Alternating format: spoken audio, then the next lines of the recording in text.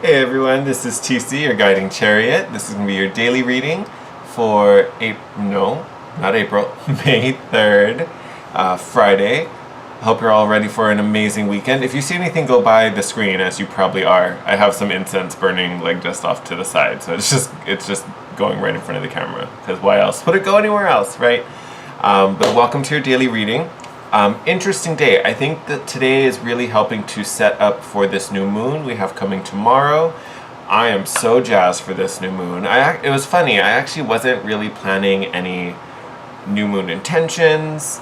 I was just kind of, going to be real basic and simple about it. But I was feeling certain urges to do certain things that yesterday I had randomly opened my email and there was a newsletter in there that just happened to be talking about this new moon. And the things that were being discussed because of the astrology of this new moon were the things that I was just like, oh, I feel like I want to do this and I want to do that. And I wasn't even connecting it to the new moon. I wasn't even thinking about it. I just wanted to do these little projects that just popped into my mind, and I was just trying to figure out how to make time for them. And then lo and behold, it was the same kind of issues this moon being in Taurus has to do with. So I want to take a little time to talk about the moon, just in case you guys would be interested. I want you guys to know too. I'm going to talk about the aspects for today first, and then we'll get into the new moon, because then you'll kind of see why I think they're kind of helping to get us into that space. So, first two things. We have the moon in a square to Pluto. So this usually brings up some stifled emotions, resistance. You definitely could be feeling a little emotional. You could be feeling jealous. Your emotional space right now, or at least for today, I don't think this is going to be a long aspect. And remember, Pluto is still retro, so this is also being reflected inward. So this is an opportunity to kind of bring up some tougher energies, some things that you probably have hesitated on, and kind of like, I'm not going to deal with that, I'm just going to leave it buried in the back of the closet and I'll deal with it another day. They're probably starting to peek through now. And not just because of today's aspect, but Pluto retrograde, I'm sure, over these few months is going to kind of be cleaning house. It's going to be pulling all those old boxes out of the back of the closet. Be like, hey, today's the day. So I think you're getting a little bit of that. We also have two conjunctions, which these are the ones that I think are really setting up for tomorrow. But we have the moon in a conjunction with Mercury, and the moon is also in a conjunction with Uranus at different points. So all three are in conjunction at the same time. But what is cool about that, the moon in conjunction Mercury, like, electrifies the brain. And what I mean by that is your feelings and your thoughts are connected. They are one. So it's easy for you to communicate things. You're mentally going to be very active. So your mental processor is going to be running overtime, which will be helpful because you're probably going to be reviewing and feeling frustrated about things that Pluto's bringing up, definitely things from the past. This is your chance to really analyze them. You also have this conjunction with Uranus, which is going to really give you even more electricity. Uranus, especially in this aspect, can trigger, your freedom urge, the wanting to just escape and be free and do different, be unconventional. Uranus is also, like I said, electric. So Uranus is very sudden. So you could have some sudden mood swings because of this. Or your sudden moods can come on because you're being triggered by some of these things Pluto's bringing up. So quick shifts, lightning fast shifts, but along with that, you also have a lightning fast mind to process them as they come. So these two aspects to me are really working together to get you into the headspace, one where you really understand what it is you desire, what it is you need, not only on a physical and mental level, but also on a spiritual level. So that we're set up for this new moon and the opportunities it's going to bring. And then last aspect for today anyway, the moon is going to be in a trine to Jupiter. Great aspect. Brings us luck, happiness, contentment, everything's feeling good. Dispositions are really nice and friendly and pleasant. So awesome. This moon, before I get to our rune, I want to talk about the moon for a little bit. This moon, I should have looked up the star. I can't remember. And this isn't me. This is way fancier astrology than I have an understanding of. This is from, if any of you follow Astrolata, she does have a YouTube channel. she does all kinds of webinars, and she has a whole team that, you know, posts things. I mean, she's absolutely amazing. I love her. It was actually her newsletter, so if you're not signed up for her newsletter, I would check that out too. But she was talking about this new moon and the aspect it's making. What was most impressive to me, and I think it's because I'm also like a mythology geek, it's just my thing. But she was talking about how, I forget the name of the star, that's what's bothering me now. But this new moon is happening on a star in the constellation of Andromeda.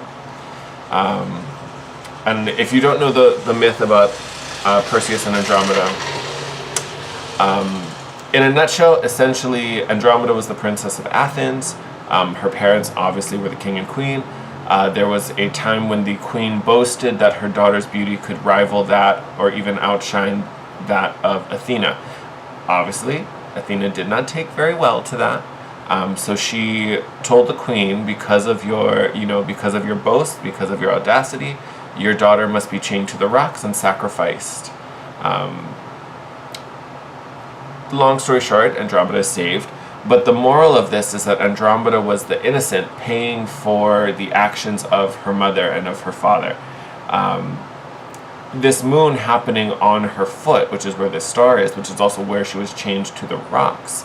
This moon is going to have a lot of karmic releasing. And it's karmic releasing, this is what I was reading in the newsletter. This karmic releasing has to do with like ancestral poverty, wealth blockages, but they're ancestral, they're karmic. So it may not even be something that you did, but you kind of are carrying on, you know, this block or this you know, poverty legacy, I don't know what to call it. But this new moon is helping to release from that.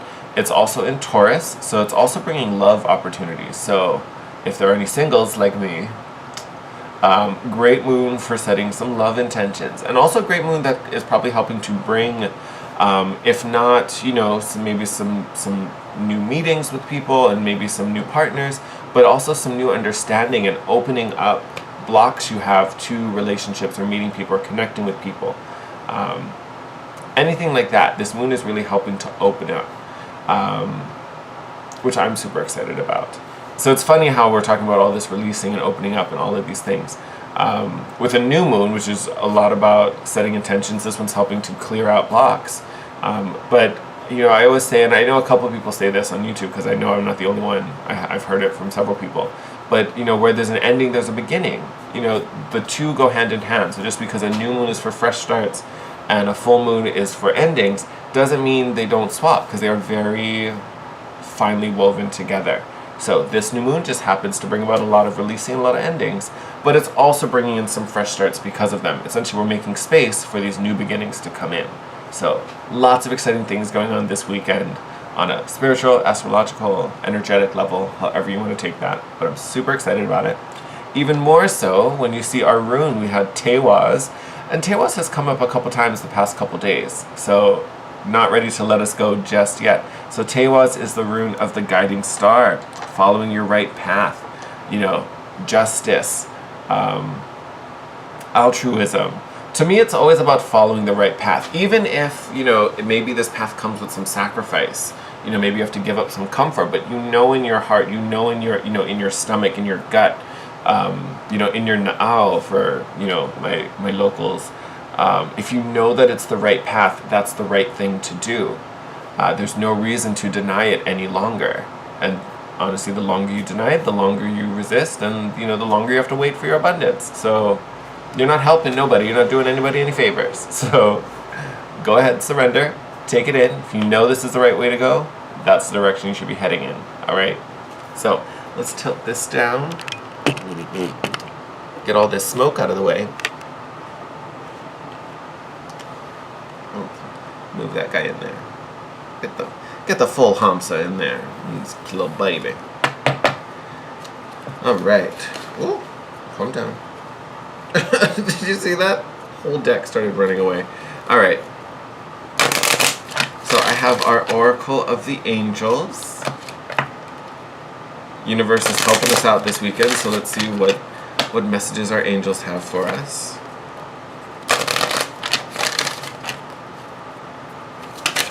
Oh, didn't have to wait long for that one, did we? Someone flip over? No, I thought someone did. Okay, we're gonna let you sit there just a little bit longer. For those of you who normally watch my channel, you'll know I love that. I actually bought this deck. Yeah, I want to like not look at the card just yet, but I bought it because of this back. It always makes me think of the Ace of Swords and this like divine truth. And honestly I feel like that's kind of what this deck always does every time I use it.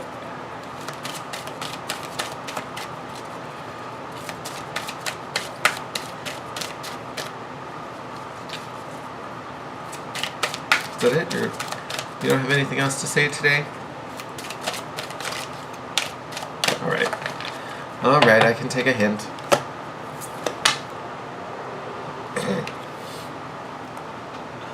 Awareness. I love that.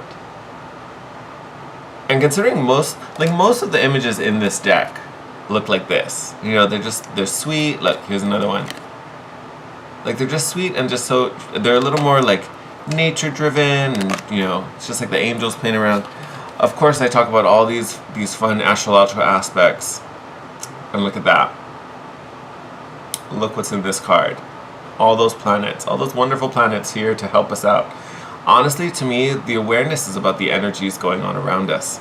These planets aligning, what we're feeling, messages that are being downloaded to us. Open your awareness. The universe is coming to your aid. It is helping you out. It's taking you places. It's suggesting things to your intuition. Be aware. Any messages you're receiving, don't disregard them. Don't brush them off.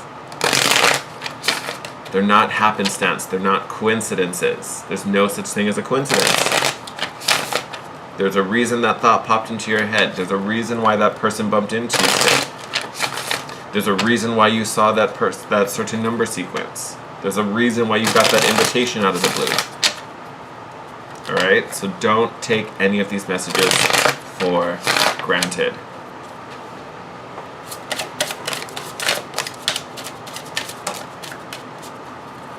Alright. These cards that are coming face down keep me real excited. Alright. So first one to talk about is this Nine of Swords. So Nine of Swords. Fear, worry. I think this is more fear and worry. Coming from a place of fear. Worried that... Oh, I don't know why I thought that. Worried that we missed our chance. Worried that things aren't going to happen. I keep hearing it's happening. I keep hearing messages. I keep seeing messages, yet I don't see the thing. I see the message, but not the thing. So, did I fuck up? Did I miss it? You know, did I see the message too late? Did I process it too late? I saw it when I was supposed to see it, but I didn't realize what it was until a month later. No, don't worry about that.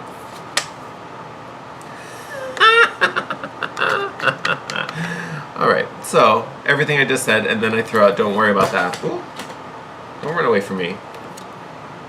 And then we have the Six of Swords. So falling all the way from the 6 down to the 9. Oh, I love it. Oh, there's even a sequence here. This makes me happy. So, Nine of Swords, stress, worry, fear. Moving into, and honestly, I don't even think this is moving into calmer waters. To me, this is about moving out of dis-ease. Moving out of choppy waters. It's more about moving out of choppy waters than it is moving into smooth waters. Now, are you moving into smoother waters? Yes, by all means. But it's almost like the direction, instead of saying the direction is moving you towards calm, it's moving you away from stress, if that makes a difference. Like, I mean, essentially the direction's the same, but the intention is different. And I hope that makes sense. And look at that. Because right after that, you have the Three of Wands. So 9, 6, 3. Nice little mathematical pattern there. What this is telling me, because the Three of Swords isn't about you coming to... Sorry about that. The Three of Wands isn't about you coming to your abundance. You making it happen. You working and yada, look what I made. The Three of Wands is about that abundance, that gift, that opportunity coming to you. Right? I've talked about it all this time. Three of Wands isn't about you getting your opportunity, it's your opportunity coming to you. What you're manifesting, what you desire, desires you. This is your abundance finding you. So what this looks like not even looks like, what this is telling me. The whole goal of what's going on right now and why we need to be aware of these messages, the guidance is that it's taking us out of this place of fear. Because if you stay here, these blessings won't be able to find you, right? Look how smooth and calm the water is here. The water here, if this was a water card, the water here would be choppy and stormy because it'd be full of worry and fear and anxiety and stress. These boats would not be able to sail into this harbor. So the energy right now is telling you, get out of this. Stay in this piece of calm, peace, stillness, because that's the harbor that this is going to dock in. Essentially, we're trying to get you to the dock so you can pick up your delivery. Look at that, bottom of the deck right now, King of Swords. Super energy of the mind, master of the mind. Cool, still, analytical, logical. You can't possess those qualities if you're stressed out.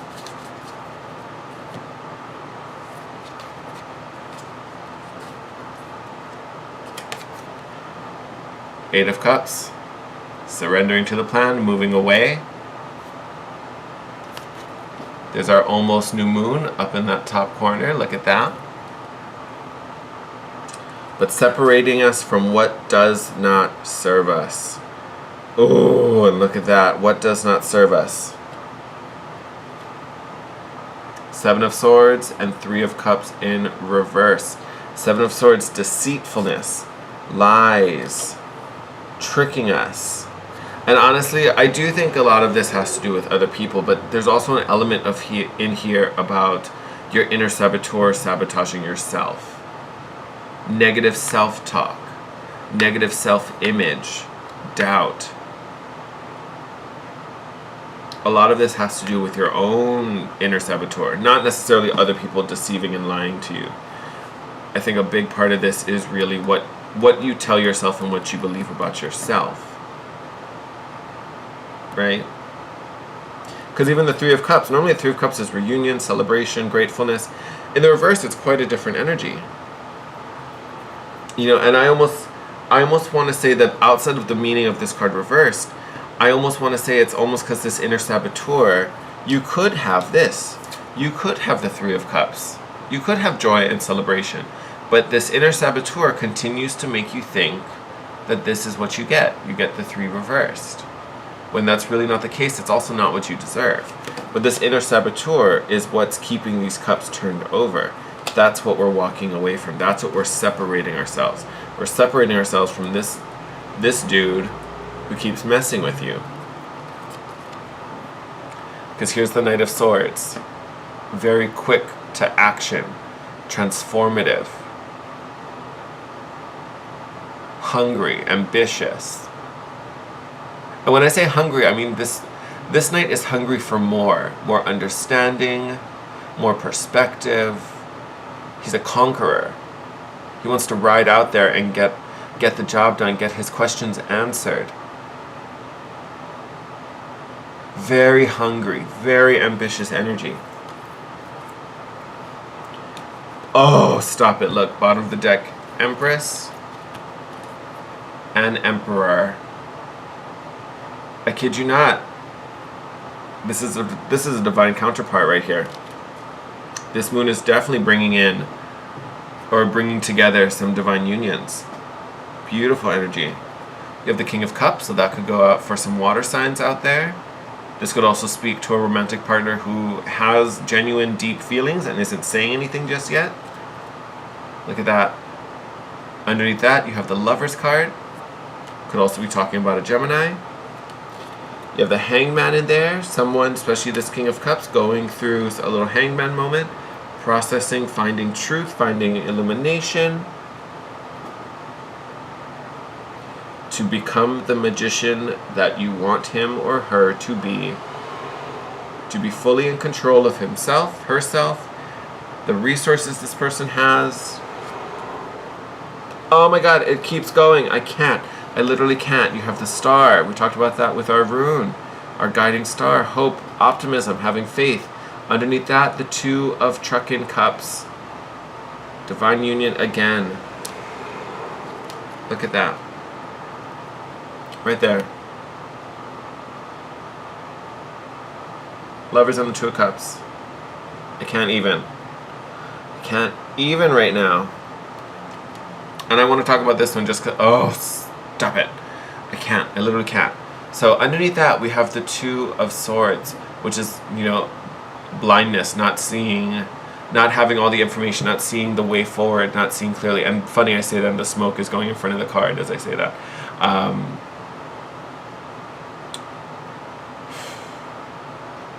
The saving grace here, so see this dove.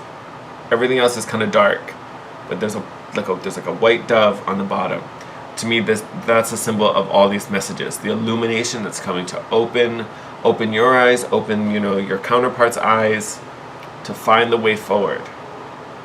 So you can make the right choice. Oh, I'm so sorry. Oh, the lovers were stuck to my elbow. They wanted to go for a ride. Look at that. That's what's under the Two of Swords. Ten of Cups. Your happy ending.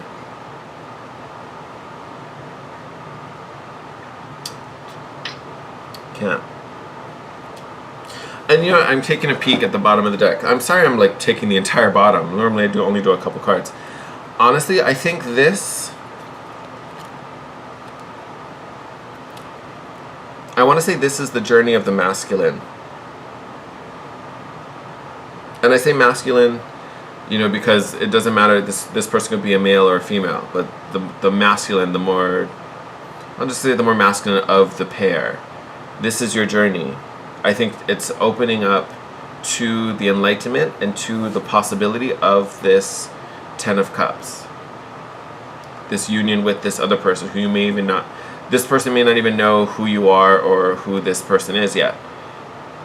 But this is what's happening. They cannot see what their true Ten of Cups looks like. So they are being coached and guided into that.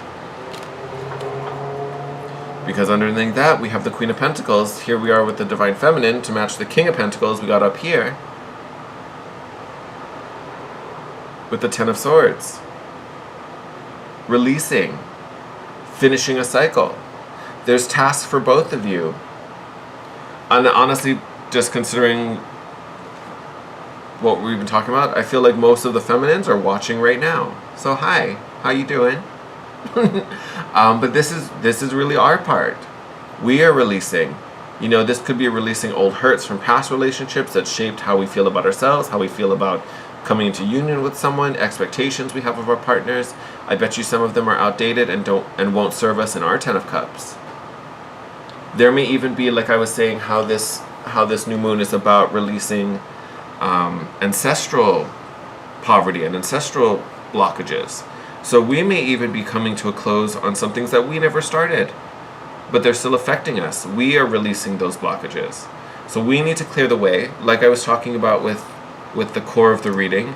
We need to move out of stormy seas into calm seas, so that once the masculine has his eyes open and can recognize what the Ten of Cups looks like, we will be literally sitting there on the dock. We'll be sitting there right there. Be like, oh, I was waiting for you. I was waiting for you. Why'd you take so long? But I'm ready now. I'm glad you're here. Like, that's literally what's happening. So my feminines that are watching, because I'm sure there's more feminines watching than my masculines. Feminines, actually both of you, but feminines, your awareness is in what is releasing. Making space, opening yourself up. You know, I will say I'm one that I don't always necessarily believe that enlightenment is about releasing blocks.